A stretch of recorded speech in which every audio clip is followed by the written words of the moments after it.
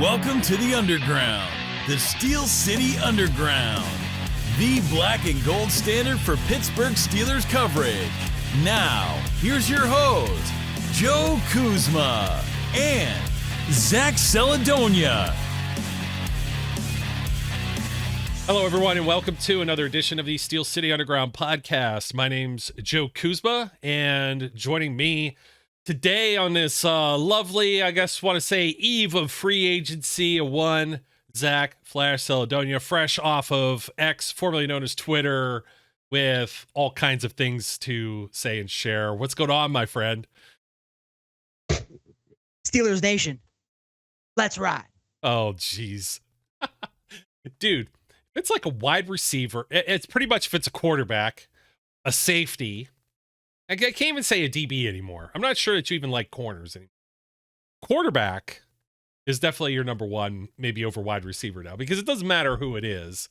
You're pumped up, you're amped up, you're ready to go with just about anybody that's linked to the Steelers these days. You're ready to ride with Kenny Pickett still too. So every avenue. How many disclaimers we got to throw on this show today to let everybody know that what we're about to preface and say, we're going to try and not talk about quarterback too much, but everything that we're going to say is not an endorsement of Kenny Pickett, but it's also not an indictment on Kenny Pickett either. We're like either or with, let's see if the guy can play, but we also acknowledge he might not be able to play, and it'd be kind of cool to have a backup plan, quite literally. So, oh man, it's going to be fun, because if you didn't get it, those of you watching, listening, wherever you may be, Russell Wilson's floating around out there, ready to be released post March 13th designation, start of the new league year. Now, on March 11th, on Monday, the legal tampering period begins for the NFL free agents to be, including players that may be leaving the Steelers, such as Mason Rudolph. Really, is that like the only guy that's really... Steelers don't have a whole lot of guys that we're talking about bringing back this year. They've done most of the business the last few years.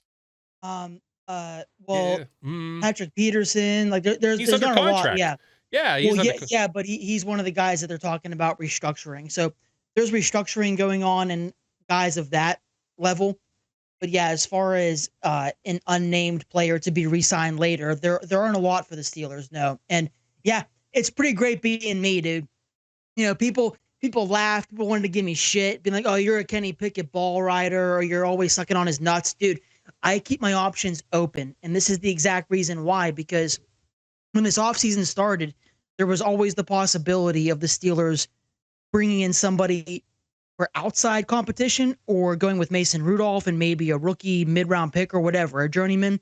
So whereas Russell Wilson was never my first or second choice, he was always in the discussion as a possible candidate for somebody for the Steelers to sign to come in and be competition for Kenny Pickett. Now, whether you think that means he'll be the starter right away or not is a discussion for a different day. But back to the matter is, Russell Wilson fits what the Steelers have claimed they're looking for to a T. Legitimate, good competition for Kenny Pickett, not somebody who's guaranteed to start, affordable because Denver's on the hook for his money. It makes a lot of sense if you have been following along with the Steelers and what they've been saying and their actions throughout the early parts of this offseason, the very early parts of this offseason. The Russell Wilson thing really shouldn't be a shock. He's not signed yet, but there's good reason to believe that he may be, and he would be exactly what the Steelers are looking for as far as a competition for Kenny Pickett. Yeah, I'm struggling with this one, dude. You know that I tweeted this out. If it's still a tweet, it's a post, whatever the X is, throw up the X. I said I would take Russell Wilson like 100 times out of 100 over Justin Fields. Like, yeah. I really don't want Justin Fields. I don't want to trade for him. Now, we know Wilson's going to be cut. Doesn't get along with Sean Payton. Probably one of the worst dead money contract deals left for a team in NFL history. About 85 million on the hook for the Denver Broncos next 2 years. They didn't play him the last 2 games of the season. They didn't want certain incentives and bonuses and stuff to kick in. That's where everybody kind of knew that this move was coming. Now, it gets interesting because depending on where you read, yeah, Denver's on the hook for money, but then there's disclaimers and language supposedly in his contract that he makes certain amounts of money then that comes off of Denver's tab. And if you know anything about NFL teams, they're not looking to help any other team out. You look at Baker Mayfield with the Browns when they did the 5th-year option, they couldn't get out of it. They went ahead and did the Deshaun Watson deal, and they were stuck. How much was Baker on the hook for? At least like 16 million, I think. That sounds right. Yeah, I think so. And nobody wanted to trade for him. They were just like, you guys just did the worst contract in NFL history, and now you're going to eat this other quarterback contract too. So, like, I could see Russell Wilson in that regard, a team being like, hey, we can get him for, that's where all this veteran minimums coming along. But I don't know how that affects year 2 of owed money. And I also don't know that Russell Wilson, like many players who get the franchise tag and have guaranteed cash, Russell's getting 39 million one way or another this year, right? For 2024, whether that comes from the Broncos or whether somebody pays a little more and it comes off the Broncos tab. I don't see Russell Wilson necessarily saying, yeah, I'm just going to do a 1-year veteran minimum deal with anybody. Like, a 1-year deal to me has a number of problems. Number one, I look from the player perspective. He's going to uproot. He's going to move. He's going to go wherever. Is it a pride thing? Is he going to show that he really wants to play? Or he could sit on the couch and collect $85 million, you know what I mean? Or close to it, and do nothing and just be done. And he still is won a chip, and he's probably arguably got, I don't know if he's got full Hall of Fame credentials, but he's fringe. And, you know, the reason I say this is complex for me is because I was a huge Russell Wilson fan. Prior to getting to Denver and then stinking it up, he was my favorite non-Steelers player. I love the way he played. Extended plays like Big Ben, strong arm, MVP type conversations with Russell about Russell Wilson all the time, right? And I don't know. Like, I don't know where he's going to go with this. If he signs a multi-year deal, how does that work? Does somebody try? Nobody in their right mind is going to want to give him guaranteed money that's going to last for years down the road, like Denver just did. He's 35 years old. He's maybe got a few years left in the league. He's not a long-term future, but in the immediate span, if you're trying to win with Cam Hayward, if you're trying to win with Mick Fitzpatrick and TJ Watt and those type of players, then maybe Russell Wilson fits the bill. I wouldn't be upset about the move, depending on how it's made. It's kind of like what we were talking about. If you throw out like a late round pick, like a 6th round pick, and end up with Justin Fields, except for the fact of Justin Fields has the same problem of he's on the final year of a rookie deal. If you do a 5th-year option, you're immediately on the hook, $20 million guaranteed. I don't want that. I don't want anything extra beyond. There has to be outs for anybody that you get, because just like if they ride, I had to say it, let's ride.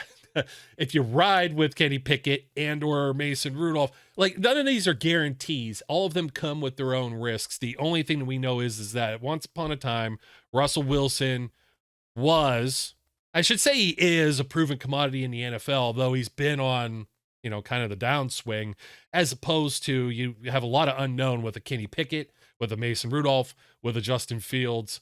I would trust me, Russell Wilson over Fields, over Ryan Tannehill, depending on the situation, I could probably get behind it, especially since the Steelers really only have one quarterback on their roster right now. They got to get somebody, they got to do something. So I'm not ignorant of, you know, that situation. Yeah, I mean, I don't even know why I'm here, because I think you answered a lot of your own questions there, dude. Like, that's all of those. I got a lot to say. I like Russell Wilson. Points, I just don't like him now. Yeah, I mean, you weren't wrong with your points. A lot of them make a lot of sense, and a lot of those points make sense for the Steelers, because, yeah, the Broncos are still on the hook for all of his money. They're going to pay him a lot of money, which opens the window for teams like the Steelers to sign him to a short-term deal. And I think that's going to be ultimately what happens with Russell Wilson, because he's not good enough to look for a starting gig anywhere for longer than a 1-year opportunity. He struggled in Denver, played better in year 2 than year 1 by a lot, but there's no reason for him or his team to believe that he's going to go out and sign like a multi-year contract for a lot of money, which plays into the hand of the Steelers, because the Steelers don't have the kind of money to make that kind of move. Russell Wilson fits what they're looking for almost to a perfect degree, because the guy's probably going to sign for a 1-year deal for minimal money, because he's going to make the money he's missing out on from the Broncos. I'm sure he's a prideful guy. He probably wants to prove people wrong, and giving him a 1-year deal with a team that he has the potential to sign longer for if he does good, I'm sure is appealing to him. Because I don't really think that who else is going to sign Russell Wilson? People have talked about the Raiders, the Vikings if they miss out on Kirk Cousins. Like there's other suitors as dominoes continue to fall. But the fact that Russell Wilson is taking this meeting with the Steelers right now, before free agency begins, before any of this is even beginning to unfold, tells me that it's on the table for him to accept the deal with the Steelers for a 1-year deal for minimal money to compete and possibly win the job. I think that it could come off as, unappealing for him to sign with a team that's going to tell him, hey, it's going to be a quarterback competition. You're not guaranteed to start. But this is when you have to look beyond the mainstream headlines and read beyond the tea leaves. They would sign Russell Wilson, and the headline would be, oh, competition for Kenny Pickett. They're going to bring him in to compete with Kenny Pickett. I bet that if they got Russell Wilson to sign a deal with them, they are probably telling him behind closed doors in negotiations before he signs that deal, hey, Russ, like, you're probably going to be the starter. It's going to be your job to lose. That would never make it out to the public, but I think that's going to be a real thing and some real politicking that goes on behind closed doors, because I think that it's similar to the Mitch Trubisky deal. I don't think Mitch would have signed here if they would have told him, hey, we're going to sign you for a decent contract and we're going to draft a rookie and then you're going to get benched week 4. They probably told Mitch, hey, we're going to sign you to this contract, draft a rookie quarterback, and then let you play the season, and then maybe next year we'll start the rookie quarterback. That's probably what they told Mitch in order to get him to sign. And Russell Wilson could be fed the same spoon of shit, being like, hey, sign with us. You're going to be the starter for the season at the minimal, and we'll go from there. But if Kenny Pickett shows up to camp and beats Russell Wilson out and he's quarterback too, the Steelers don't sign anywhere on that contract saying you're the guaranteed starter. They just sign him for the money and to be on the roster. So I think it makes sense in that aspect.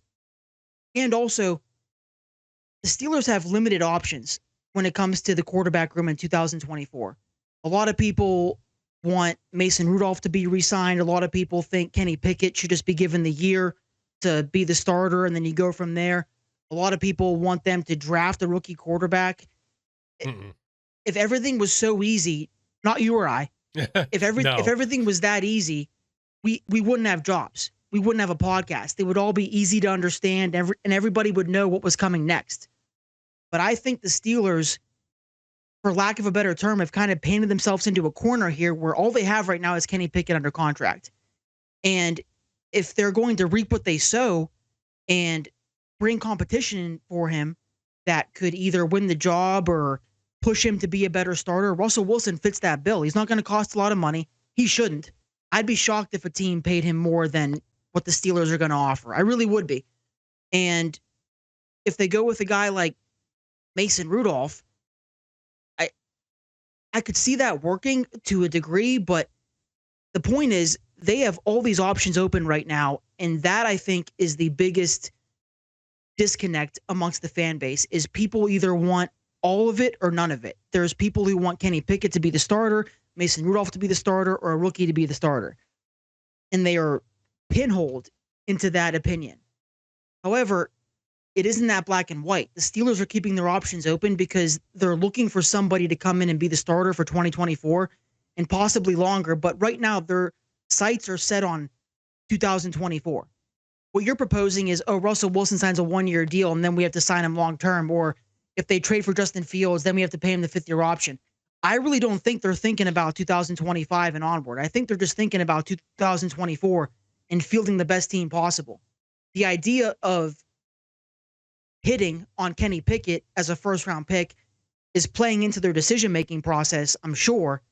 But I think they're mainly focused on fielding the best team in 2024. And by all accounts, Russell Wilson being the quarterback of that team, that has legs to it. It isn't the most exciting guy to come in, and it's not the most appealing guy for a lot of people, but it's always made sense when you talk through these factors. He's not expensive. He's honest competition.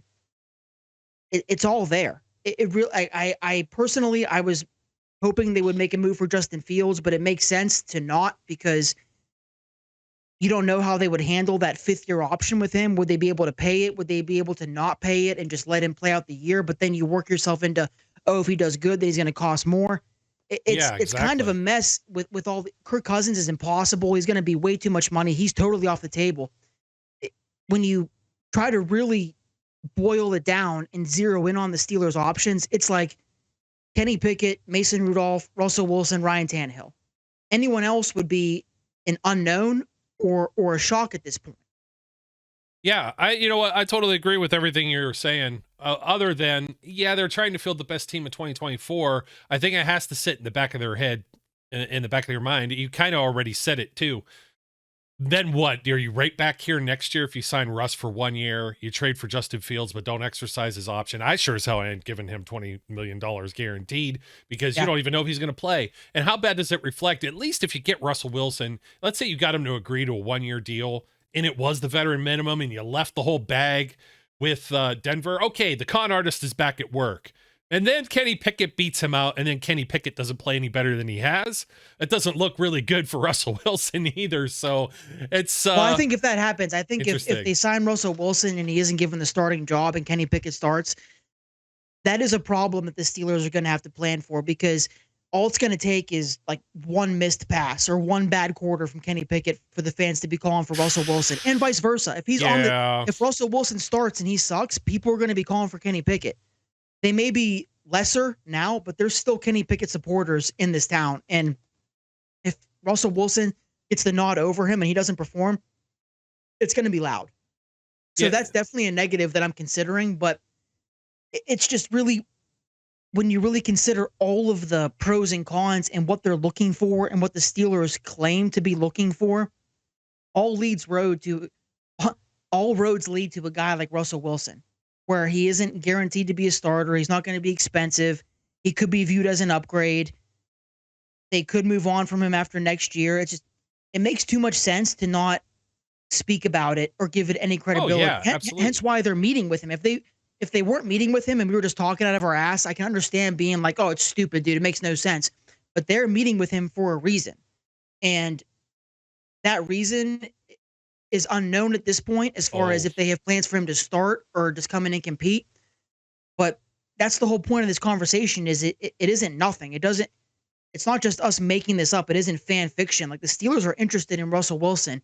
You, the fan, have to decipher what that means.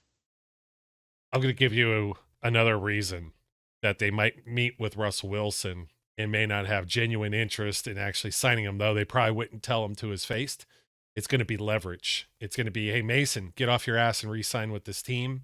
Or Justin Fields. Or Justin Fields, if you're talking about a trade. It's leverage. Hey, we have other options. I still think they're moderately interested in Justin Fields. If anything, this news of Russell Wilson has just reignited the Justin Fields fire because whereas Russell Wilson is the first domino to fall in the Steelers quarterback room right now, the stories coming out these past few weeks or days from the mainstream media and Pittsburgh media has been, oh, the Steelers 100% aren't interested in Justin Fields or Russell Wilson or Kirk Cousins. Well, today that was obviously proven not true. They're interested in Russell Wilson. So if Russell Wilson and Justin Fields were lumped into the same category, it doesn't take a lot of critical thinking to assume they're still interested in Justin Fields to a degree. I'm sure they don't want to give up high capital because he has no value right now as a trade. The whole world knows the Bears don't want him, and it's pretty well known they're not going to get what they expected for him. It's just a matter of, I think they want to keep all of their options open, and they don't want to show their hand too much. They want to flash their hand. They want to show like, hey, we're interested in this guy and this guy, but they don't want to seem desperate on any fronts. And bringing Russell Wilson in for an interview could be viewed as a big brain, deep fake charade that, hey, yeah, we're looking at this guy who's going to be cheap, so we don't want Justin Fields, with the hopes of maybe the Bears being like, okay, we'll trade him to you for a 6th round pick or whatever. The Steelers, this isn't their first time doing something like this. And again, the news today that Russell Wilson is meeting with the Steelers just shows me that this is smokescreen season. You can believe any report you want to. You can listen to, you can have your preferences, your favorites. I relate it a lot to politics. It's like Fox News and CNN. Whatever your political affiliation is, you're going to be inclined to believe that particular news network. And Absolutely. the NFL is a lot like that. There's fake news, there's inklings, there's bits of information that people expand upon, and it really is up to the fan and the consumer to decide and decipher between what's real, what's speculation, and what's not. And I think Russell Wilson coming in for a visit shows you that the Steelers obviously are interested in adding to the room. We all knew that. But they are saying that they're interested in bringing in somebody who can actually start over Kenny Pickett more than just competition. Although Russell Wilson fits the bill of perfect competition for him, he's above the level of a guy like Ryan Tannehill. Oh, absolutely. I at least give him that much. I won't go on a limb and really say Russell had that much of a better season last year. I mean, he had an atrocious 2022.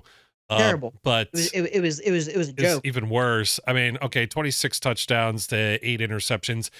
Doesn't give the ball away. He does get sacked a hell of a lot. He has been for years. So does Kenny. Basically a pinata. And that's he's got like the same tendencies though, the happy feet, the start running away, but he's 35 years old and doesn't get away. So I put this out there. I know you hate me being the stat whore that I am. The last time Russell Wilson had a 300-yard passing game that his team actually won, you got to go back to October of 2020 against the Miami Dolphins. That's there's a lot of garbage time type points and stuff, and don't forget that. The stats hold somewhat of merit. I've always said they paint a picture, not the whole picture, but you're going to go stats. Whoops. They also show that he threw 26 touchdowns and 8 interceptions last year. Yeah, there's more beyond the pale than just that, but those are really good numbers, better numbers than we've seen in Pittsburgh since Big Ben. Now that is true, but the Pittsburgh quarterback play has been like, that's not really an improvement on, like it's an improvement for that, but it's like you're going from 32nd bottom of the league to 31 or 30. Like it's not that big of a leap for me. Low 20s. I have friends that are okay. Fair enough. I have friends that are Broncos fans, and week in and week out, man, they were freaking miserable. And I almost said the other F word, just to accentuate just how miserable I would be they too were. If I gave him $250 million guaranteed to play like that. Yeah, if I'm going to give him a 3 boxes of Cracker Jacks and like my Amazon little spiel here, it comes from UPS for my subscribe and save today, and 3 of the 4 things in the box were smashed. How do you put like a giant heavy box of something on top of my K-cups, and then the whole thing, lucky none of the K-cups were actually smashed. I should put a picture up. I got a picture of this. That's what I would give up for Russell Wilson, is 3 or 4 smash, subscribe and save type things, not like, a whole Amazon warehouse delivery unit thing for multi-million dollars that's been installed. So well, let's break that down. That I feel like is a lot of these arguments about the Steelers and the quarterback position can be broken down into parts, and you can figure out the true reason why people disagree. The Russell Wilson thing, can you agree if they sign him for like $2 million, it's a good move? Like, I don't understand how people can't see the risk reward. It's classic risk reward. Low risk, high reward. You sign him for $2 million, that's the same kind of money you'd give to a guy like Mason or Tannehill for a season. Absolutely. If not less. So that's a big part in this. Don't get me wrong. I wouldn't want them to be interested in Russell Wilson if he got cut from the Broncos and wasn't guaranteed all of that money he's already guaranteed. There are some people that have come out and said, oh, I doubt he'll sign a vet minimum contract.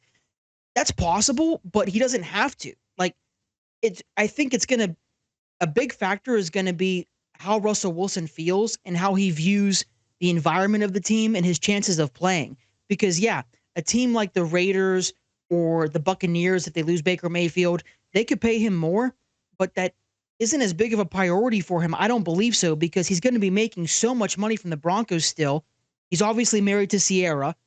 It's pride comes into play for sure. You don't want to play for pennies, but if he's taking a meeting with the Steelers, he and his agency, his team, they have to know, hey, dude, they're not going to break you off like a 2-year, $30 million deal.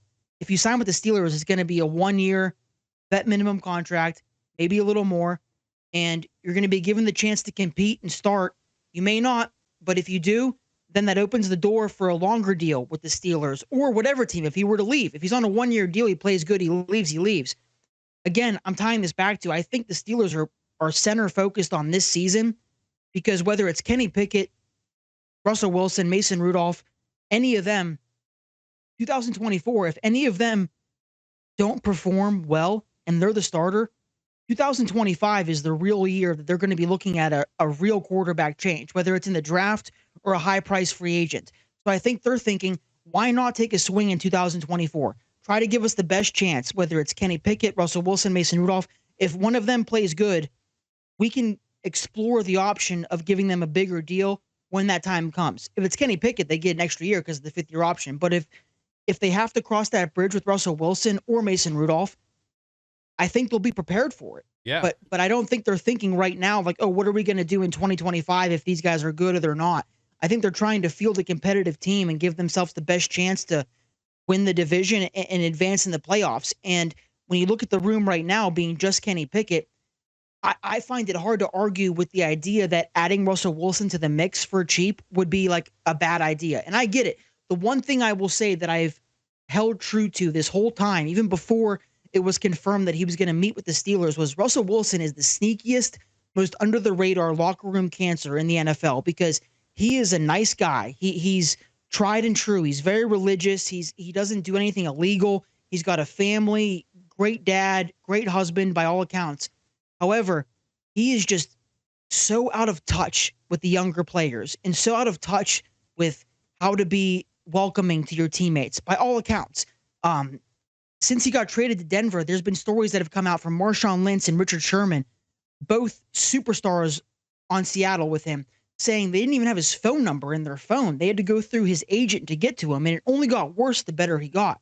And his social media posts, and he's a really corny dude, and like I worry about his ability to relate to younger players on the roster, like Pickens and Deontay, who are very outspoken and very emotional. And I worry about the first game where Russell Wilson starts and George Pickens has 0 targets going into the third quarter, and Russell Wilson's telling him to hustle. You know, like that might not work. So I'm very aware of that he might not be the best fit. On the other side of the pillow, you could argue maybe this team needs that kind of leadership to steer them into a better state of stability and more of a team attitude. I personally think that might be a little that might not work, but there's two sides of the coin is what I'm saying. I think it's a negative, his off the field and his tendency to come up in news stories as far as not getting along with teammates. But I can almost understand some people's perspective, be like, maybe that's what George Pickens and Deontay needs. They might not like it at first, but who knows? Maybe they'll be open to his ways if he's throwing them touchdowns. That's a big if, but make no mistake, there's a lot of question marks and a lot of unknown that goes into Russell Wilson signing with the Steelers. If they do it, it isn't a guarantee like, oh, we're set now, baby. We're going to the playoffs. Like, no worries. There's going to be a lot he has to prove on and off the field if they sign him. But I'm open to it because I have to be. Yeah, no, I think we're both on the same page. And the reason I bring up only 2025 is because then we'll be just like the front office. We'll be talking about all this stuff once again. And it would help a lot more if they could just nail the quarterback decision. And that's why I was like, hey, just stick with the younger guys, try and develop somebody. And if they develop, great, you got it. And if they don't, you could swing for the fences with the draft pick maybe. But that's exactly it, dude. Yeah. That's exactly it. That's why I think they're so focused on 2024 because, like, imagine this. Kenny Pickett starts and he sucks. Or Mason Rudolph starts and he doesn't do good. Or Russell Wilson signs and doesn't do good for the year. They're going to be in a position anyway to get their next guy in the next draft. Agreed. So that's why I think it's just like the most unlikely solution to this quarterback problem is them bringing in a rookie to start. Yeah. No. You've got to fix this team. I mean, this has been my biggest dilemma is everyone that they make an excuse. Russell Wilson, he's playing behind a bad Broncos offensive line. Justin Fields behind a bad Bears offensive line. And then you're going to go and blow draft picks or do whatever, trade draft picks, and not fix the Steelers offensive line. Right now, they don't have a right tackle or a center. You're going to move Broderick Jones to the left. You got to fix that, hopefully with some draft picks. And talking about National Liars Month, that is this period now between free agency and the NFL draft where everything is a smokescreen, like you said. And that's to throw everyone off the scent. The Steelers aren't like even interviewing some of these centers, and it's just like, are they even looking? Are they going to go with free agency? We got to get to some of these. We promised ourselves that we weren't going to talk about quarterback too much, but it's just so damn juicy. You know what I mean? And happy trails, Mitch Trubisky. You're back in Buffalo, and then this just goes to show you that people don't watch other teams' games, and that Bills fans are like losing their shit over re-signing him as a backup. And it's like, you better pray that he never has to play, because dude threw a pick with 10 attempts in Buffalo before he came over to Pittsburgh. It's just like, you can't make this stuff up, man. Mitch is pretty bad. I'd still take Mitch over Justin Fields though, and that's saying a lot. The other one that's kind of like, hold on, the other kind of breaking news or whatever was Kevin Dotson got like a pretty big contract, 3 years, however many million. Hold on, I had it here. From the LA Rams, $48 million. And a lot of people are up in arms. Now, hold the freaking phone here. Do you remember this is the same Kevin Dotson that Olvians were out there saying he could lose his job to Kendrick Green because he showed up to camp out of shape? He makes all these mental errors. Oh, that's right. He was playing behind like an all-time elite player, David DeCastro. That's why he wasn't playing on the other side of the line and they had him at left guard. And then, this is just classic, dude. This is just classic Steelers fans and NFL fans, sports fans bitching about everything, and the grass is always greener. And this situation in particular is extra annoying because it'd be one thing if the Steelers had two bums playing guard for them. They have two guys who are really good, Isaac Sumalo and James Daniels, like arguably the best parts of the offensive line. Broderick Jones, to a certain degree in his rookie season, deserves some shine, but our guards are great. And we have them both under like 3 years, give or take $30 million contracts, and they deserve it. And they're just as good as Dotson. So, yeah, Dotson got a payday. He deserved it, but he wasn't working out here. He fell out of favor. You can argue coaching wasn't that great, this, that, or the other, his own attitude. But point blank, the facts are the Steelers are set at guard. They don't need Kevin Dotson. So people that are like, oh, they really messed up here, or oh, they really missed out on Dotson. If they didn't have James Daniels and Isaac Sumalo, yeah, I would hear that. But they're set at guard. Yeah. There's a reason why that's not a need. Like, there's a lot of first round possibilities being thrown out there for the Steelers. Guard is not one of them. Not even close. It's center, it's tackle, it's corner, it's receiver, it's defensive lineman. Like, nobody.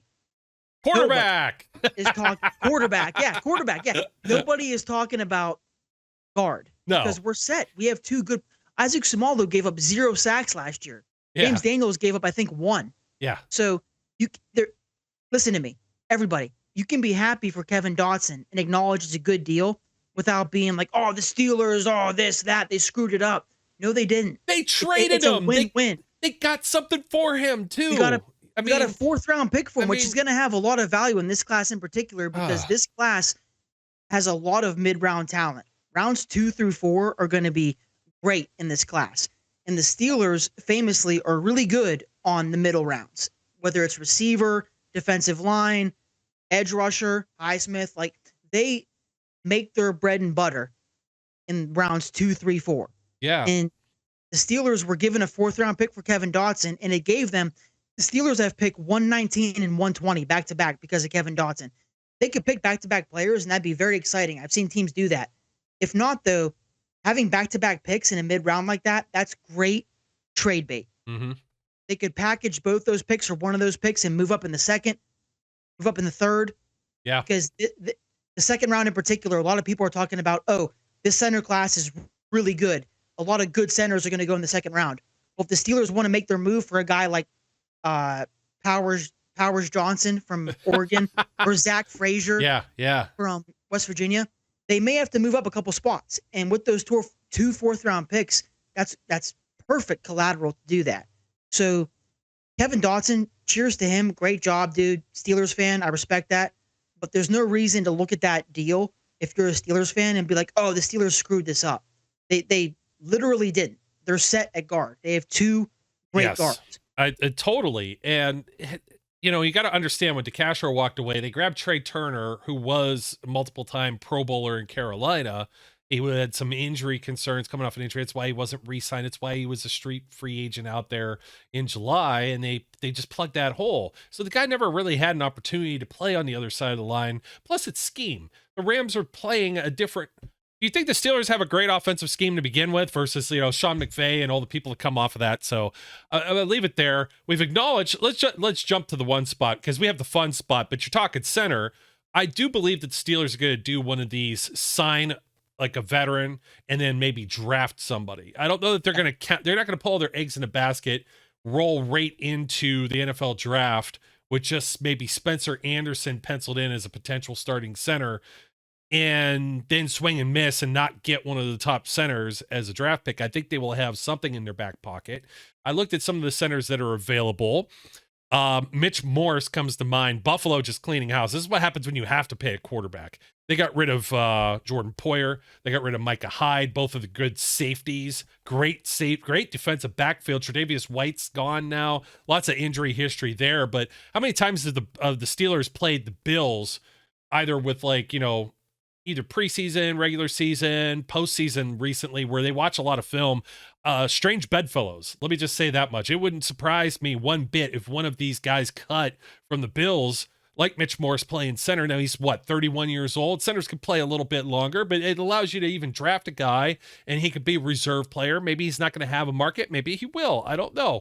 I also surmise that former Rams center, he's been floating around out there. He played guard last year, lost his job due to injury after landing a big deal. Brian Allen, who, listen, position versatile and also experience at playing a lot of starts as a center, might be available out there, where it's the kind of guy that if you do end up getting a draft pick, then that draft pick beats him out. Oh, it's like, oh, well. So you got to see. I mean, obviously Jason Kelce played to what? He was like 38 years old or something, 36, 37, 38, mid to late 30s. Centers could play a little bit longer. Mitch Morse obviously would not be the future, but this is somebody that they could plug in. Everybody just thinks they just went straight from Dermontti Dawson right to Marquise Pouncey. There was a bunch of guys in the middle they missed with Sean Mahan. You had Justin Hartwig. You had Jeff Hardings. You can get somebody like those two guys, not Mahan, and kind of plug in there and maybe roll for another couple years. They just got to solidify it somewhere and have somebody that doesn't snap at your ankles and shins. That also affects the quarterback play. Thank you very much. But that's where I'm looking. I think they do sign at least a center. And I'll leave it right there because the tackle, I don't know. Do you have any tackles? They don't need guards. We just said that. The tackle free agent class just doesn't look very appealing to me. Unless they get somebody that's like just a swing tackle. I don't know if you could have Dan Moore be your swing tackle. They just are so reluctant to play this dude on the right side of the line that they put Broderick Jones over there, and you moved up to get Broderick Jones to be your future left tackle. So Broderick Jones going to be left tackle this year, I think. I don't think there's any chance that he's not, unless they horribly screw up and don't get somebody that they can plug in and play on the right side. Yeah. The Patriots just signed Chuks Okorafor to be a tackle. The report said a backup tackle, but that shows you the state of the tackle free agent market right now. Is there aren't a whole lot of options. There are some, but there's no middle ground. If the Steelers were to sign a free agent tackle, it would have to be like a top dude or somebody who is strictly a backup. There isn't much of a market for a middle tier guy who can come in and be a stable starter for them. You're looking at guys like Dan Moore or Chuks Okorafor, if that's what you're going to do. However, center is a spot where there's a handful of guys. Lloyd Cushenberry reunite with Russell Wilson from the Broncos, who the Steelers like. Let's ride in the draft process. Let's ride. And like you said, Mitch Morse from the Bills, Brian Allen from the Rams. Morse is a little older, and center might be different for the Steelers, but based off of the past few moves they've made, it doesn't seem like they like getting the oldest offensive lineman in here. Nate Herbig, Isaac Sumalo, James Daniels, none of those guys were sniffing 30. So I don't know if that is just by coincidence or if that's kind of like a principle they're trying to establish, that they don't want to bring in a guy who's over 30 to play offensive line. But I do agree that it is very Steelers for them to sign a guy in a position of need as a worst case scenario in case they aren't able to draft their guy of the future. Center makes a lot of sense because there's like 4 to 5. It's a good center class. So the Steelers probably, if they try, are going to end up with a good rookie center. The question is, are they going to be able to get one of the top 2 guys who seem to be in their own tier? I'm talking about Powers, Johnson, and Frazier, or dip down into the next tier with like Van Pelt from Van Pran from Georgia. Yeah. Or, there's other examples too. So I think they have intentions to draft a rookie center, but they aren't counting on getting a guy who can just come in and start right away. So it would make sense for them to cover their bases and bring in a free agent center. Free agent tackle, as mentioned, I don't think there's that many options out there for them. I think I'm still, regardless of all the news that has come out these past few days, weeks, months, I'm still holding true to my original stance that I feel like the ideal draft for the Steelers is getting a right tackle in the first round and a center in the second round. Like that. I'm open to other options. There's other needs, but I don't see how they upgrade from Dan Moore without investing a high draft pick in that spot. There just aren't that many options. Tyron Smith from the Cowboys is going to be a free agent. He's older too, and injury prone. Yeah. Yeah, who knows how much he has left of that. That reeks like Flozell the hotel. Remember when we signed him? And Flozell got to the Super Bowl though, dog. He's like 33, 34 years old. Yeah. if that was the end result, give me Tyron Smith. But I think their free agent targets are going to consist of filling the needs that they're going to address during the draft to a certain capacity, as far as competition and bringing in a guy who can be a potential future backup. And there's some spots like safety or cornerback where they can bring in a future starter, because I have never seen in all my years doing this, being a fan or being a podcaster, there's never been this deep of a free agent safety class. Oh, yeah. There are a lot of good players available. And as a result of there being so many good players available, nobody is going to get paid that much money. Yes. I'm sure there will be an outlier or two. Somebody may have a really good agent and a team may have a really big need, and maybe one guy gets a big deal. But you're talking about a plethora of guys like Justin Simmons, Kevin Byard, Xavier McKinney, Jordan Poyer, Micah Hyde. There's a lot of guys who can come in and be the Steelers' starting safety with Minkah Fitzpatrick for years to come. Like, a lot of these guys aren't that old. And cornerback's kind of the same deal. There's a lot of good free agent corners that the Steelers could sign to. Corner is historically a lot more expensive than a starting safety. But fact of the matter is, the Steelers are in a good spot with their needs entering this free agency period and draft, because they need tackle, corner, center, safety, linebacker, like maybe receiver too. I do agree, actually, receiver. I think that this free agent class and this draft class, there's so many guys at those positions that can come in and help the Steelers right away. And safety is really funny because I got into this today on Twitter, and a lot of people were like, oh, he plays free safety. Oh, he's strong safety. We don't need 2 free safeties. Mainly talking about Justin Simmons, because Justin Simmons is by definition a free safety. In today's NFL, the designation of strong safety and free safety isn't as important. This isn't 2005 anymore. The strong safety isn't as much of a fifth linebacker as they once were. The strong safety in today's NFL is required to cover in space, man-to-man cover, lock up a tight end, be physical. Like, these are all requirements of a free safety as well. So the days of free safety and strong safety being so black and white, like the free safety is usually the rangy, skinny, fast guy, and the strong safety, like I said, is like a fifth linebacker. Those days are dead.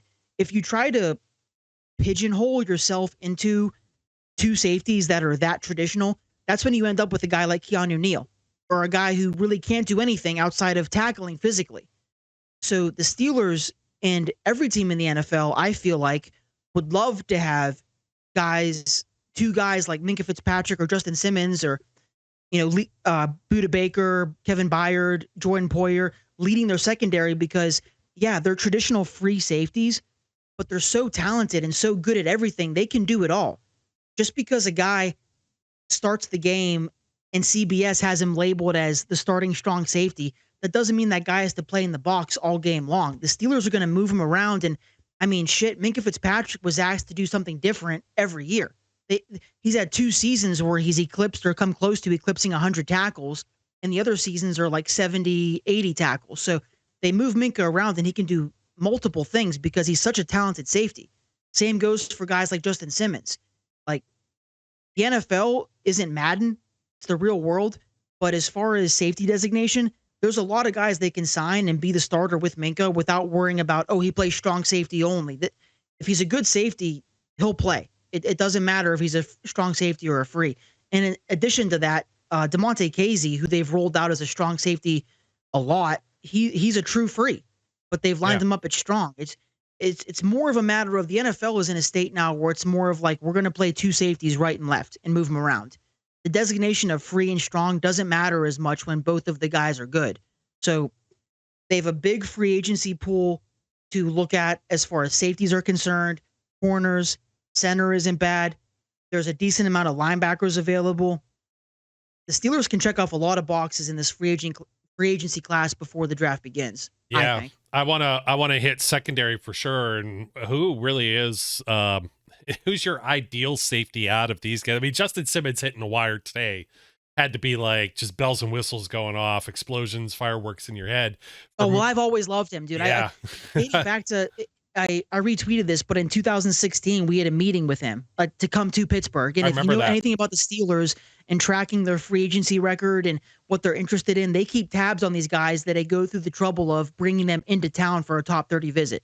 Justin Simmons was one of those guys. So there's dots to be connected there, but he is the top safety free agent available. So it's reasonable to expect they won't be able to bring him in, but there is a real traffic jam after Justin Simmons of guys I just mentioned: Kevin Byard, Jordan Poyer, Micah Hyde, Peter Baker to an extent is believed to have been available. Like, there's other guys besides Justin Simmons, although Justin Simmons would be a match made in heaven.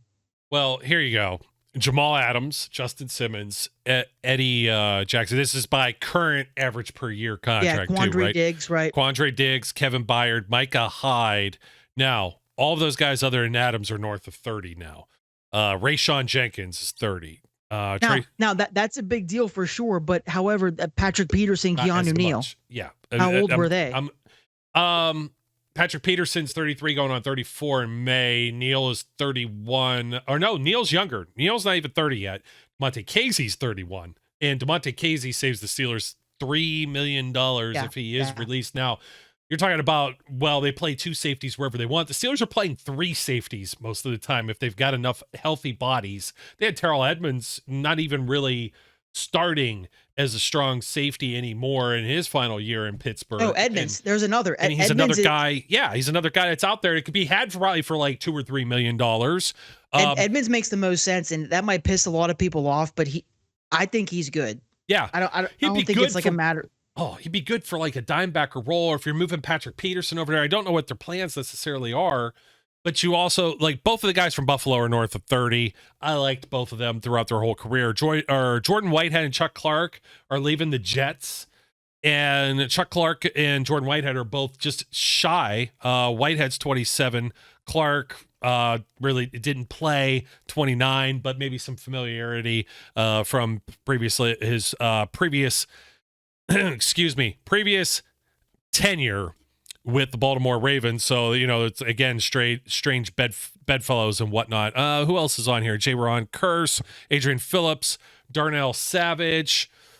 Savage is good. They like Savage in the draft as well from the Packers. Yeah. There's so many guys. Xavier McKinney's on here. Kyle Duggar got the transition tag. Antoine Winfield got the franchise tag. Kyle Duggar. Yeah. Kyle Duggar also had interest from the Steelers leading into the draft from a smaller school, Lenore Renine, or how do you say that? I don't know, but what about Jeremy Chin? Jeremy Chin's out there too. Like, there's plenty of guys that could fit like these, like, certain just roles. Adrian Amos, I remember we were thinking about that last year, weren't we? Didn't he just sign just the 1 year? Ended up with the Texans. Amos, there's lots of guys that are floating around here. Some of them with more experience, like Ronnie Harrison. Even Tanner Muse is back out here on the free agent market, and he was with the Steelers last year. So there's a lot of names. The Steelers, like, looking at their own, though, they got guys, some of their own players too, like Miles Killebrew, Elijah Riley, just role players, especially Miles Killebrew, special teams GOAT. So you kind of hope that maybe he might be back into this mix. But at least they have something. They have KZ. You may have Trenton Thompson. They might be able to bring Eric Rowe back. Might be able to get Edmonds back, pair with KZ and Fitzpatrick. What do you do at corner? Because Patrick Peterson is owed about $9 million as a cap hit. You won't get all of that back. About $6 million gets back. If they extend, redo this contract, or just outright release him, are you going to have him as you're going into the draft as your corner 2 opposite Joey Porter Jr.? Because that's about it. You got Corey Trice, who's going to be a second-year player who didn't play in year 1 and was a 7th-round pick. You can't count on that. James Pierre, you could never really count on him, but he's leaving town too. Free agent. Levi Wallace, who's burnt toast, in my opinion. I wouldn't bring him back necessarily, and can't count on him to be a starter. And I'm probably, and Chandon Sullivan, who was playing as your slot corner, is also an unrestricted free agent. So they've got some work to do here. And there's been some names that have been, they're thrown around out there that might be hitting the wire, but like Stephon Gilmore, 34 years old. You know what I mean? Come on. You're not looking at a lot of these names. So there's JC Jackson. He's approaching 30. Adoree Jackson is approaching 30. Darius Williams is 31. Kendall Fuller, 29. Michael Davis of the Chargers, 29. Kenny Moore, 29. I think you like Kenny Moore. Kenny Moore I'm in on for sure, especially because the Steelers, as a result of possibly Chandon Sullivan leaving or whatever, they're going to be in need of a good nickel corner. It's why I think they're interested in, which they are, in the Michigan cornerback, Mike Sanistril. He's a really, really good nickel corner and has tendencies like Mike Hilton. He plays like Mike Hilton. So Kenny Moore, I think, would fit the bill of a nickel they're looking for, who also in a pinch can play outside. Not too old, 29, and he won't be too expensive. Right in their wheelhouse of a guy who might not be the best corner on the market, but they can make a real splash. Like I know that they've been linked to L'Jarius Sneed, the Chiefs corner that they apparently are interested in, but he's going to cost a draft pick and money. I mean, that'd be super exciting, but new age Steelers or old age Steelers, it's not very like them to make that move. So Kenny Moore, I feel like, is about as good as you can get at corner, and while also keeping it realistic. Whereas L'Jarius Sneed, I'd be as excited as anybody to get him in here, but I don't know if that's really realistic. Sneed is the top corner on the market. The Steelers have never signed the top player on the market outside of Isaac Sumalo at the guard position, which is a lot less expensive than the cornerback market. So I think Kenny Moore is a realistic name as opposed to somebody like L'Jarius Sneed. Yeah, and the franchise tag, like you said, trading draft picks or anything like that. It's not a very Steelers-like move to do something like that. And a lot of the names that are out here on this on the wire, you good? Can you hear me? Yeah, I could hear you loud and clear. Oh, my bad. You're good. No, you're okay. It was like I noticed I was echoing there for a second, so I tried to fix it on my own over here. I don't know why my mic's like spazzing out. Yeah, that's okay. We're all spazzing out because of everything that's too hot around. The takes are too.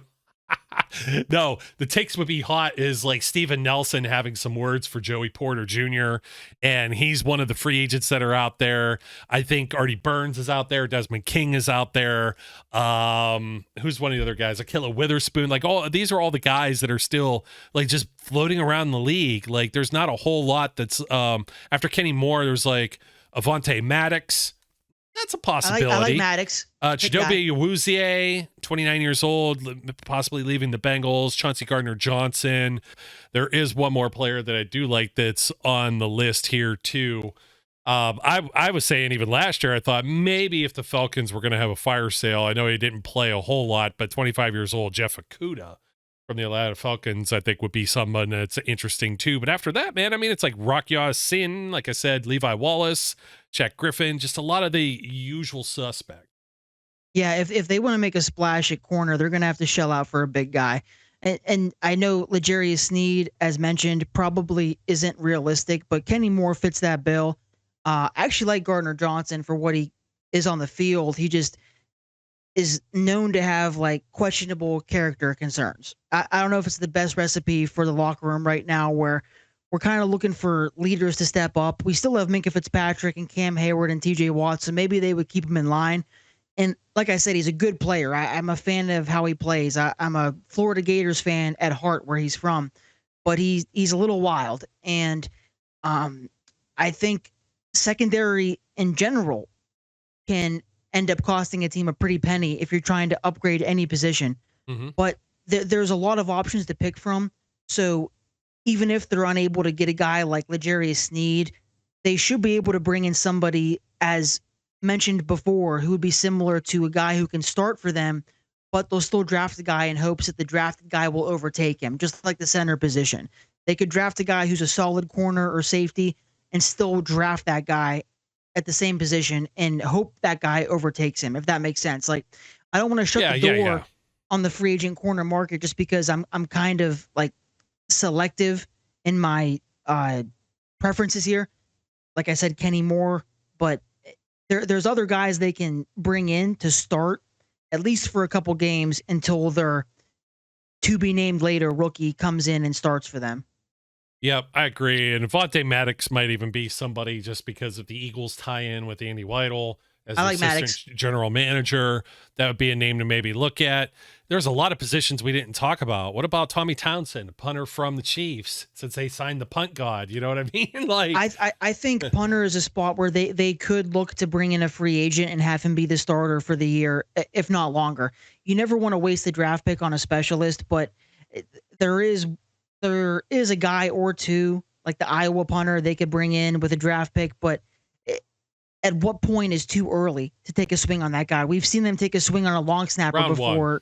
In the that's the only, after that, round two, day two and on, go for it, right? But yeah, they could benefit from bringing in a new punter in free agency. They also could benefit from bringing in some bodies on the defensive line or the linebacker room, because right now the linebacker room really only has Cole Holcomb and Landon Roberts. Like or Mark Robinson too, but we don't have a whole lot of bodies in that room. So yeah, the Steelers, as mentioned before on this show, they have a lot. They're not a terrible team, but they have a lot of needs where you could be in store for, and I think we are. I think we're in store for another free agency period, very similar to last year, where they're going to sign like 6, 7, 8 dudes, and 4 or 5 of those guys are going to be expected to start or make, maybe not start, but make a heavy impact and contribute regularly on offense, defense, or special teams. Yeah. You're going to have probably one offensive lineman, if it's not the center, because you're going to start 2 more rookies and then a second-year player with Broderick Jones. That's a tough sell, right? Exactly. Maybe if they get a corner, they're not going to start right away, just like Tomlin held on to Joey Porter Jr. as long as he could and then just realized this dude's, lights out. We need to play him. So there might be another one there. Definitely a safety. Linebacker, dude. I'm surprised you didn't mention Jerome Baker going to be hitting the wire here too from the Miami Dolphins. There's smoke to that fire too. Yeah, he makes a lot of sense. There's been reported quote unquote interest between the two parties. I don't know how valid that source is, but I've seen that enough times on Twitter to believe it isn't just a made up fabrication that Jerome Baker may actually be interested in coming here. Former teammates with Landon Roberts in Miami, Ohio State Buckeye, and I know the Steelers liked him coming out of the draft, which is another indicator that they're probably still interested now, because if the Steelers like the player coming out of the draft and he has been good, chances are they're still keeping eyes on that guy. And Jerome Baker probably wouldn't be too expensive because linebackers really aren't in any degree. He's not a top 5 type of linebacker. He's a good linebacker, but I feel like if they were to get a guy like Jerome Baker, they could probably bring him in for a deal similar to, if not a little bit less, of what Cole Holcomb signed. And Holcomb signed like a 3-year, $20 million deal, give or take. Baker could probably be had for like a 2-year, $10 million deal, something like that. And he can play. He's an all-around linebacker. He can cover, he can hit. So I do like Jerome Baker for sure. And that was one of the casualties over the past few days that got my antenna up, thinking like, oh, this guy makes a lot of sense for the Steelers. Kind of similar to Kenny Moore to a certain degree, and Justin Simmons, where I feel like the Steelers have displayed interest in the past. It's just a matter of if they're able to woo that player and bring them in for whatever they're trying to offer money-wise. Yeah, and some of the names that are floating out there as well from the top of the list, obviously Baker, but also Devin White. If you the other Devin, that wasn't Devin Bush. Yeah, because the franchise tag was used on Antoine Winfield, so we'll see what the Buccaneers end up doing. 26 years of age, Devin White, who played a lot better with Levante David, who's up there in age and is also on this list. I know a lot of people would want to swing for the fences on, let's say, Patrick Queen. I'm not a Patrick Queen fan personally. I think that Patrick Queen's play, much like I just said with Devin White being lifted by Levante David, I think Patrick Queen was lifted by the Roquan Smith trade. He totally was. Patrick Queen wasn't that good until Roquan Smith showed up. And also Patrick Queen and Mike Tomlin have exchanged words via the media. Like Patrick Queen's gone out of his way to call Tomlin like disrespectful or whatever when Tomlin said the stuff about you're not a Raven until you beat. Tomlin might not have said exactly what I'm saying here. I don't want to put words in Tomlin's mouth, but I do know that Patrick Queen came out and said that he felt disrespected by Tomlin based off of his words. And like there's a little bit of animosity between Tomlin and Patrick Queen, and that's not exactly the makings of a great free agency signing when the guy already has had an argument with your head coach publicly. I know, like Larry Ogunjobi coming, back over across the fence and everything like that. And don't have as much on the defensive line. I'll stick with the linebackers just real quick. I had one more name that popped up on. Where'd he go? Not Patrick Queen, Isaiah Simmons, who ended up with the Giants.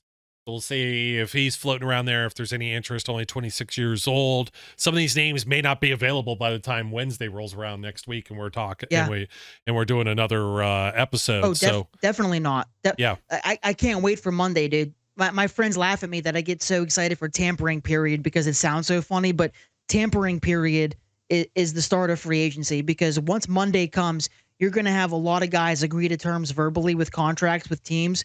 And even though Thursday is the actual start of free agency, every year you see maybe one or two guys max of the guys who agree to deals during tampering period that fall through.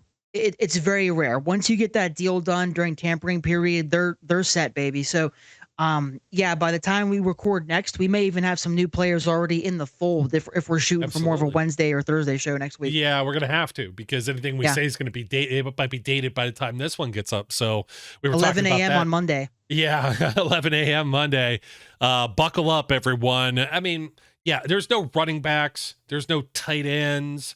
Wide receiver, we could have a surprise. Supposedly the reports that's floating around there, not at the money that he's currently making, but they want to keep Allen Robinson around as a security blanket. They felt that he played a lot better with Mason Rudolph. And of course, if you bring Mason back, bring back players that made him feel comfortable, who knows? Maybe what I think with Allen Robinson, it goes along with what we were saying about how the Steelers may want to bring in a free agent center or a free agent corner to kind of just fill that spot until the rookie is ready.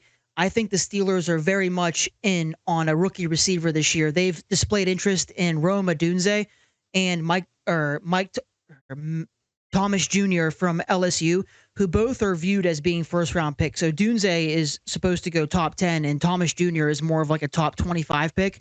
They've met with both of them, which in years past, they've met with receivers almost every year, but it's rare they meet with first-round guys. Very rare. So they've displayed that interest to a degree where it is being viewed as an important position to them. And outside of those two guys, they've also shown interest in Ricky Pearsall from Florida, Ladd McConkey from Georgia.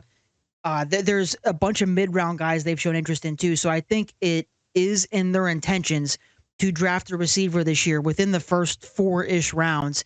And retaining a guy like Robinson allows them the flexibility of, okay, Robinson's going to still be in the starting lineup as far as wide receiver 3 is concerned for the first few weeks. And then as soon as rookie to be named later is ready to play, we won't see much more of Allen Robinson. Yeah, and I always wonder if they're going to work. He's still got Calvin Austin got a slow start to his career, so he can always blossom like Emmanuel Sanders took forever to get out there on the field. He had like foot problems, ankle problems, you name it, like when he first got started. He's the whole reason Antonio Brown got some playing time and was able to shine the way that he did. And then you ended up with a whole bunch of that whole young money crew. So that's goes without saying, wide receivers always on the board for them. But like, if in years past, we would always look at these skill positions, and it's like, as far as defensive defensive line, they could always add, but they're not going to add, I think, anything that's a major piece, especially if Cam Hayward returns. You have Keanu Benton, you have Larry Ogunjobi. It's going to be a move like, the Armon Watts move was last year.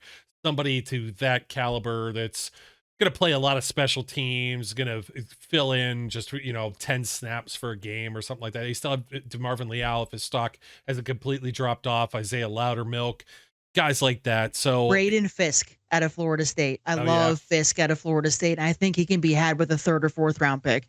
He had a great combine, but he's a little undersized and his arms aren't very long. So I think he can be had in the 3rd or 4th round. I love Fisk. And counterpoint to that, I wouldn't be upset if they invested a high pick in defensive line, whereas they may not need it right now. You can never have enough good defensive linemen. And I do worry about Cam Hayward's age. I worry about how much longer we're going to have Ogunjobi. And I don't want us to blink and all of a sudden Benton is our only good defensive lineman left. So I'm open to the idea of them investing in that spot early if they see it's fit. They did meet with the Clemson guy. I can never say I'm really struggling remembering how to pronounce his name. It's like Arho Runho. Like, it's a bunch of O's, a bunch of R's, a bunch of H's. But he's me, dude. I'm not going to say it. He's viewed as a 1st-round defensive lineman. They met with him too. A very Stephon Tuitt-esque defensive lineman from Clemson. Was that last year the Alabama linebacker? Is it Henry To'o? Oh yeah. Otuolo or something. Yeah. I'm sorry, and I shouldn't laugh at anyone's names. So trust me, I mess up Kuzma enough. So it's the repetitive like Otuolo. Yeah. At least we're just one word. Those guys like Otuolo and Oharano, it's the repetitiveness of their name. It's like they have the same name twice as one name. That's what makes it hard to remember. That's the Oregon center. He's got 3 last names. That's why I think, he might have.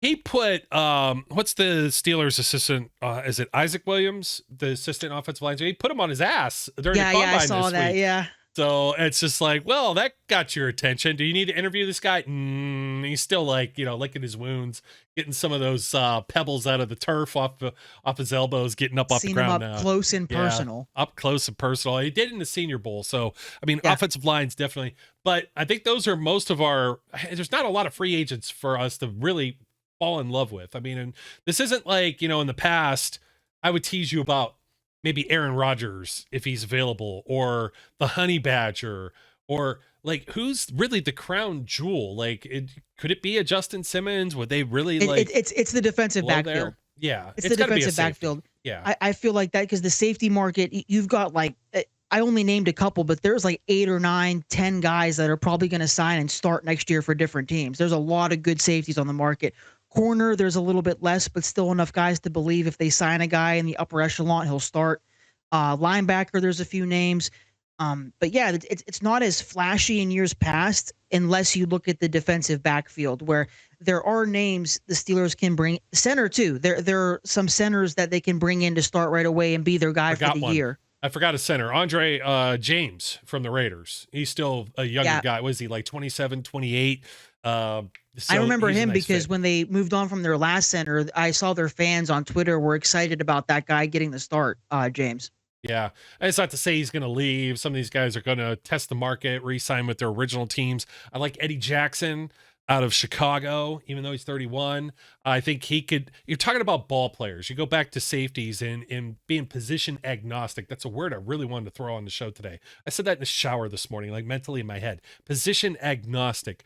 Versatile chess pieces, football players. This is what Mike Tomlin seeks out. Patrick Peterson types that, you have an injury, you can play Peters. He's played them all over the place last year. And that's exactly my point about strong and free safety, dude. It's exactly my point. Like, you don't want a guy who is just stuck being a classic 2005 strong safety. That's a linebacker in today's NFL. You want a guy who can play both spots, even though some fans might not understand that yet, or just see the free safety, strong safety designation and be like, oh, we already have a free safety. It's Minkah Fitzpatrick. You want a guy who can do it all. Minkah is one of those guys. What's better than one Minkah? 2 Minkahs. Yeah, that would be awesome. Yeah, Justin Simmons, Eddie Jackson. And we're not just like handcuffed to those guys because there's so much leverage that there's so many other dudes that are out there on this market. Like the safety market is literally, there's probably like about 14 different guys you could probably sign and have as a starter. About half the league's worth. I just said there. 8 or 9 minimum. I Like, know. yeah, there's it's a crazy. big safety market right now. It's crazy. So we thoroughly covered quarterback, I think, because I don't know. I'm just worried. Everybody's like, hey, it's an upgrade. It's a guy who won a Super Bowl. I was like, yeah, so was Joe Flacco when guess who else traded for him? Denver Broncos. And the Denver Broncos. Exactly. This team, if you want to see an exercise in futility, we talk so much trash about the Browns over the years, but you take a look at the Jets, but look at the Broncos post Peyton Manning. Brock Osweiler. That was a guy they couldn't even keep, and then they brought him back, and it just didn't work out, right? Because they ended up franchise tagging Von Miller instead. And they brought in Joe Flacco. They had Trevor Siemian. They had Case Keenum, who was okay up in Minnesota for a year. They had they've used draft picks on Paxton Lynch, Drew Lock. Probably missing somebody else in that whole like equation somewhere along the line here. Kendall Hinton. Well, he was forced. I know. Forced to play because all the other guys with the COVID thing, that was crazy, man. But yeah, it's exactly like that's my point. And then Russell Wilson, of course, and I'm sure I'm still missing like one or two somewhere along the way. I think they had Brett Ripien, Mark Rippion's son, playing there. Anybody that they could throw on a jersey for. And up until Peyton Manning, between Elway and Manning, they had all kind of dudes there too, like Jake Plummer and Kyle Orton and it's Tebow. Yeah, Tebow. Who could forget Tebow? So you got to hope that the Steelers don't have that bumpy road, but I mean, it just doesn't. It sometimes it takes a lot of trial and error, and I think you got to have some patience. Let some of these players play out. I posted a lot of who am I's over on the X. Go take a look at those tweets because there's a lot of bad stats for 1 or 2 years, and then usually guys turn it on in that third year, and if they don't, they're pretty much that's it. You know who they are. They're never going to turn it on. Yeah. So usually it's turnover prone, bad completion percentages. They turn that around. They limit their turnovers. They start seeing the field better. So we'll see. I know some people, I don't know. I'm not going to trash Russell Wilson too much. Like I said, he was one of my favorite players. I don't know if he was just in a lot of bad situations. And speaking of bad in situations, I don't know if you saw it, Zach. I have to throw it. I have to throw this out there for you in case I'm breaking the news for you. Not NFL related, but something that happened. Well, we have been discussing here. Jake Gensel's gone, my friend. According to reports, going to the Carolina Hurricanes, Pittsburgh Penguins. It's a sad time talking about trying to still win with some of your older players, and it's not working, and having to get rid of some of your younger pieces. And I'm not the biggest hockey guy, but it's just like you let the flower go. No more Jake Shakes. Matt Murray. Yeah, no Jake Shakes. There's already a tweet out there. Employees at the milkshake factory, it's somebody that had like their head down. Like the day is darkest before the dawn, man. I mean, the sooner you start making changes, the sooner you get new people in here, the sooner you can get back to glory. And the Penguins and Steelers are kind of in lockstep in that. And I don't want to jinx them, but the Pirates, through 20, 30, whatever years of sucking, they finally seem to have like a good young core right now. And I don't want the Steelers or Penguins, for that matter, to suck for the next 20 or 30 years. But you kind of have to go through this at some point. You have to lose a couple players and build yourself back up. And the Steelers are, I've said it 1,000 times at this point, but they're in a really unique spot where they're in a rebuild, but they're good enough to compete. So you have to understand. The playoffs. I mean, you have to understand as a listener and a fan, they're going to make dramatic moves, but they're still going to try to field a team that can win games because they know they can. They're a good enough team that they can win games, but they're going to try to make adjustments here to set themselves up for a better future. And sometimes you're going to muddy the waters and you're going to mix A with B. And Russell Wilson doesn't really fit the idea of them working towards a long-term goal, but he does fit the idea of them fielding a successful team if they believe he gives them the best chance to win, which they wouldn't be meeting with him otherwise. They at least think he gives them a chance to compete with Kenny Pickett and push him to be a better quarterback. So there's a method to the madness. Not everybody's going to agree with everything we say. I've come to learn that in my years as a fan and years as a podcaster. Part of our job, though, is just to explain the why the Steelers are doing it, why we think they're doing it, why it can work and why it may not work. And I think for the most part, we do a good job of that. Yeah, and you got to remember, football and hockey are two different beasts. There's a lot more games in hockey to feel things out. In football, it's like it's such a long process because, they're not playing 80 games Although Goodell wants to add another one on the docket too. And man, I don't know if I want to. Do I want to throw shade at anybody? There's this account that's floating around out here. I'm sure you saw it. NFL Notify. And all of a sudden, it has like 30. They're just the next. They're next up with the accounts that think they know stuff. I mean, they post whatever they think is right and sounds right, and they get clicks off of it. I'm surprised they have over 39,000 followers. Yeah, they only had like 6,000 the other day. And it's because of like stuff like the Steelers still prefer Justin Fields over Russell Wilson, or hoping Ryan Poles, the Bears GM, will come down from his high asking price. Like, come on now. Now tomorrow they'll say something different, like the Russell Wilson had a good meeting. And it's like they literally say it from every single angle, so then it could be like, see, we were right and we weren't wrong. It's stuff you or I could say. It's common knowledge. Like, the Steelers may actually still be interested. Yeah, it's not hard to do what they're doing. They just put pictures up with it, and they they phrase it in a fancy way that gets people to think, there's some legitimacy behind this. But dude, look at this one. And they had the balls to put this up there. They retweeted and quote tweeted their original tweet of, "We are told reports the Steelers are not being interested in Justin Fields or Russell Wilson are false. Remember, it's Smokescreen season," and they're saying they've been very active in the quarterback market despite many reporters saying otherwise. You mean like actual people, like, Jerry Dulac's the one who broke the Russell Wilson meeting thing, and Jerry, for the most part, has a pretty good batting average with this stuff, being close to the team. If Cabali or certain guys are saying, like, if Andrew Filipponi says it, Mark Madden says it's probably sensational. But if you're getting it from somebody like Jerry Dulac, Ray Fittipaldo, Mark Cabali, Joe Reuter, why am I forgetting her name? Jim Wetzel. One of the best ones still there. Well, they prey on people's emotions because they know people. Yeah, Brooke Pryor. They know people that are rooting for one way or the other are going to retweet, quote tweet, and boost what they're saying if it fits their narrative.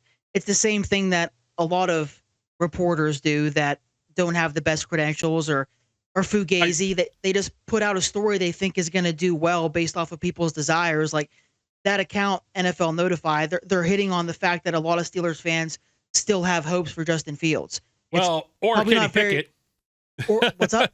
Yeah, check this one out. Two things can be true. The Steelers believe in Kenny Pickett and want to see him develop. The Steelers are looking into other quarterback options through trading and draft. Because they have Pickett, they won't overpay for anyone, but they are leaving no stone unturned. Yeah, no shit. Like everybody knows that. That's such an obvious thing to say. I should start like Steelers Notify. They hope their first round quarterback still works out, but they're exploring other options. Is basically what they said. Yeah, and I mean, and they put pictures in it. Yeah. And it's funny that we're not talking about running backs because of like Derrick Henry and Saquon Barkley and Tony Pollard's going to be out there too. And there's a lot. Yeah, there's a lot of dudes that might be available, and what's going to happen. Baltimore gave away half their team, so they had to free up some space. Still don't think they have a ton of.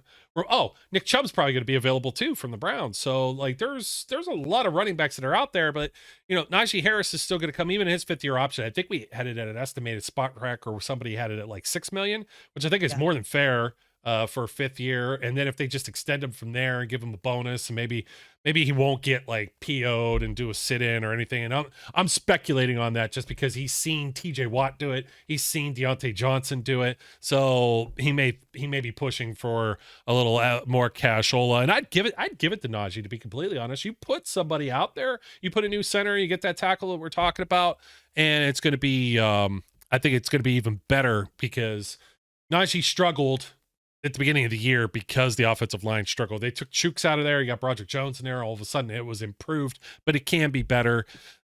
Who else do we like? I pay him what he's worth because the running back market isn't very expensive, and he's a good running back, so he probably won't cost too much money. I'd pay him what he's worth comparatively to anyone else. And at the worst, they tag him for 1 year. So yeah, I was scrolling through here again because there was something that like contradicted, something else, and it's like, well, I love the ones too. Here's the last one I'll kind of make fun of.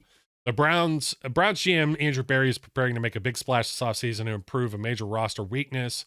Salary cap rising, the money is available to make it happen.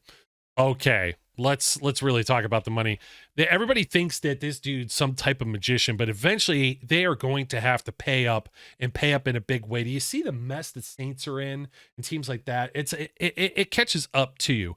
Right now, the Browns have a projected $6.7 million in cap space. Oh, they're going to restructure someone. Oh, they're going to, man, get out of here. You've got Deshaun Watson at $64 million as a cap hit for the next 3 years. He's going to go up to like 90 something. You can They're only about to, restructure they're about to whatever lose their best so player much. on offense. It's pretty much believed, if not assumed, they're going to lose Nick Chubb. They're going to have to like, make, they got to make room because they're going to get 11, almost 12 million back in cap space. What they have available right now is barely enough. Well, they don't have a first round pick, but still, you got to sign your rookies. Yeah. And you got to they have 57 right now on the roster that's being shown here. And your offensive line, some of this is starting to show cracks. They might have another year of this group if everybody could stay healthy, and they still might need some pieces on the defense. It's going to be interesting. And then they're talking about going after like Christian Wilkins, and it's like, how? Yeah, I don't understand that. Yeah, I love Christian Wilkins, but yeah, I love him, so I don't think they're going to be able to pay that guy. Christian Wilkins is probably, because I'm not counting Chris Jones from the Chiefs, Christian Wilkins is probably going to make the most amount of money on the defensive line free agency class, and rightfully so. He's a great player. I'd love for him to come here, but I don't see that happening. No, unfortunately, no, because, teams, look at the teams that spent a boatload of cash the last couple of seasons. You had the New England Patriots. They spent like a record. The Jaguars now, it's like, well, they had to start like, they got rid of like some of their secondary in order to try and keep both of their guards. And Calvin Ridley's on his way out of there too. And after giving Christian Kirk a huge deal. So there's only so much you could do to try and maintain and do the win now type thing. It's like my mom used to say, keeping up with the Joneses. And you can't do it. You know what I mean? That's the thing about win now, dude, is if you think you're win now and you make a move to win now, you better win now. Yeah, like because the Rams did. If the Rams are the poster child of we're making a move to win now.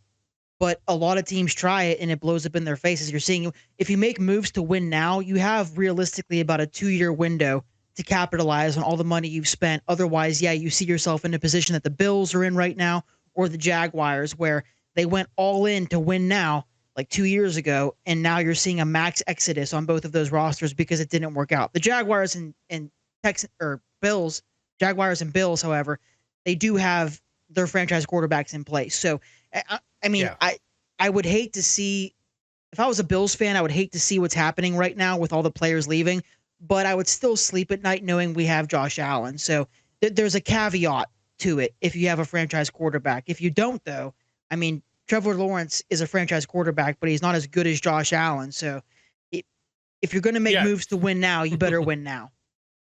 Trevor, I will go there another day to talk about quarterbacks. We should put a bow on this. I think we talked enough about the free agents. I had to put running back out there because it's just like the Ravens would so be the kind of team. I was thinking about this, even with like Russell Wilson.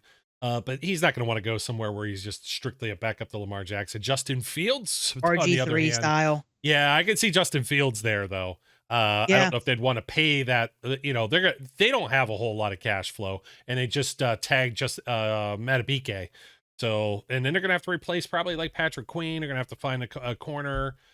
They might be set at safety. I have to go look and see who's next. Yeah, they got Kyle Hamilton, and they just lost Williams as a free agent too that I forgot to mention. The guy, they broke off Williams, a big contract like 2 years ago from the Rams, and he's cut now. So he's also available out there.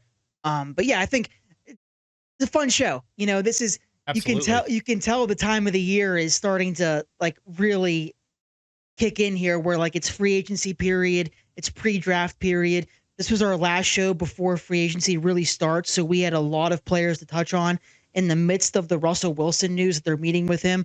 So I apologize to the listeners that may think this was a bit unorganized, but we're excited, and there was a lot to talk about, and it's only going to get better. And once we get through the first couple days of free agency, there's going to be a lot more organization because we're going to have a better idea of where guys are going and who the Steelers are actually like planning meetings with and who they're interested in. Right now, it's like a free-for-all for all these teams. Yeah, it absolutely is. Zach, thanks for jumping on. We got our schedules together. We'll be back next week. Brian will be around at some point. He's always busy as hell too, and get to chime in on his little 2 cents worth of the. He probably won't want Russell Wilson. Like we Oh, definitely defend not. it. We'll defend it. It would be flashy, unintended, if they don't have to. If they had to spend a lot of money, but. Is it an upgrade? Is it a significant upgrade? It's more veteran experience. Like, I'm just hoping if you were to add him to a team like this, the only caveat is the wild card in all of this is that they have Arthur Smith as their new offensive coordinator. And I think that really does throw a wrench into, like, if you were to look back on this and you're going into this with Matt Canada, it's like, you can pretty much bring anybody you want here. You could go get the other Wilson, Zach Wilson. And I was telling you earlier, I was like, just make sure I'm talking about the right Wilson or Wilson from Castaway or Russell Wilson, not Zach Wilson. And that NFL Notify, that's what I forgot. I don't have it on the screen anymore, but they had something too that said, oh, well, the Jets are not seeing any interest in Zach Wilson. Gee, you think, has anyone even mentioned his name? If the Bears are struggling to find interest for Justin Fields, who's light years better than Zach Wilson, I did it there too. No kidding. The Jets can't find a partner for Zach Wilson, man. It's pure common sense. He won't even be in the league. I mean, Mac Jones is in danger of probably not being a backup or being around the league. I think Justin Fields will at least, with his first round pedigree, and the athleticism thing will get people, and he might bounce around and be around. Yeah, he's way like better than Zach Wilson or Mac Jones. Yeah, he deserves a shot still. The other two, not so much. Oh man, I was at a thrift store, and I'm in Ohio, and I saw a home and away Mac Jones jersey hanging up like on the rack. So I was like, wow, somebody sold on those very quickly. So I would too. Funny. Yeah, we're looking for something for my kid to wear like with school. And I was just like, oh, let's see what else is around here. And it was like an old like City Edition Cleveland Cavaliers, LeBron James jersey, and like some other retired players. That's nice. Or like, yeah, it was actually, but I think it was a bootleg though. So it's like, you got to be careful. Like they're trying to sell it for probably more than the bootleg went for. But then there was like Baker Mayfield and who was the other Browns player? Like guys that aren't with the Browns and haven't been for several years. All of a sudden it was like, holy crap, there's two Mac Jones jerseys. It was like, we could go through the list. They got the guy that's got them all the way down, like Spurgeon Wynn and what, like Brandon Weeden, Deshaun Kaiser. Johnny Manziel. Like, oh man. So yeah, he's taking himself out of the Heisman running now, unless Reggie Bush gets his trophy back. So respect, I would too. Him. Yeah. Like it's like, dude, we didn't want you here to begin with. Like you're like, okay, whatever you say, Johnny. Himself. Yeah. Oh no, don't leave. Oh yeah, please don't go. What will we ever do without you? All right. Such good representation. Yeah. Folks, that'll do it for us today, tonight, wherever the hell we are. Happy trails to Jake Gensel. That's the sad news. We'll see what's going on with the Steelers here. Hopefully some exciting news in the coming days, and we'll break it to you. We'll have a little bit more than just a long-winded show. Maybe we'll have a couple quick hits here and there, because there'll actually be stuff to report on. And then we'll be able to kind of like hammer this out a little more. We're like whittling it down because right now there's holes, but those holes for the most part could be filled with free agents or the draft. Man, I really do feel like though, like, yeah, part of the offensive line's got to be free agent. Part of it's got to be draft. Safety. They got to go sign a safety, man. Just get any of these guys. If they can get a corner, great. Might be another, hey, if they get another Joey Porter type in the draft, somebody that falls to them second round or something, that would be great too. But otherwise, like, hey, it's probably not going to be the sexiest names in the world. You know what I mean? It's like, because they're not going after like Saquon Barkley or somebody like that. And then you'll have everybody bitch and complain about how they didn't get him and somebody else did. And a lot of times, if you want a sexy name, you just got to keep your eyes on that safety market. Yes, the safety market and a couple corners. That is where the Steelers can gain some sex appeal. And you know it. You know that people are going to have the pitchforks and torches if Terrell Edmonds is back. It's like one of the first names. Which isn't fair to him. The class is so good, I understand it, but like he was a good player for the Steelers. If they do end up making a reunion with Terrell Edmonds, he'll be affordable, won't cost too much money. He'll know what he's doing. He plays good with Minkah Fitzpatrick. He plays good in the system.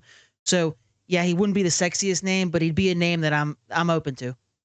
And do you know who the first person was that announced their free agency to Pittsburgh last year? And they did it on Monday on the legal tampering day. Terrell Edmonds. No, last year. That re-signed with the Steelers. Yeah, Edmonds was flirting for weeks. He went like 3 weeks before he signed with the Eagles. First guy of the class. I don't know. Oh, you're disappointing me. It was Patrick Peterson. And I The believe first guy to I thought you meant re-sign with the team. I know Peterson was our first. Yeah. I know he was our first move. Yeah, I remember that because Bryant McFadden tweeted just his name with the eye emoji, and I knew already they were cousins. And Brian McFadden already, obviously being a former Steeler, I kind of figured right then and there that meant he was coming here. Yeah, it's unusual to hear anything during a tampering period thing. Mitch Trubisky was the dude the year before, so let's hope for some good news. Pray to the football gods. Till next time, folks, don't forget to like, comment, subscribe. My name's Joe. His name's Zach. Till next time, we encourage everyone out there to be safe, be good, and we'll catch you later. We would like to thank you for listening and remind our listeners to follow us on social media and our website, www.steelcityunderground.com.